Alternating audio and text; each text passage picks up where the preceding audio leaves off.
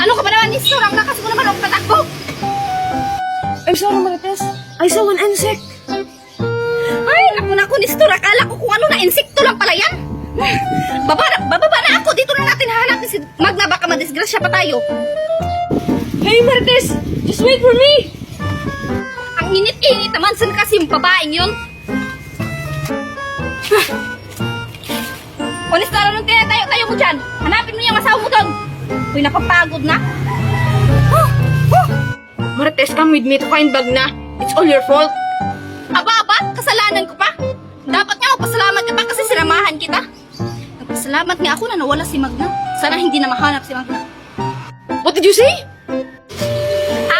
I said, I hope Magna is fine now. What are you waiting for? Let's go! Let's find Magna! Ano ba, Nestor? Nasasaktan ako. You know that, Marites? You're so OA!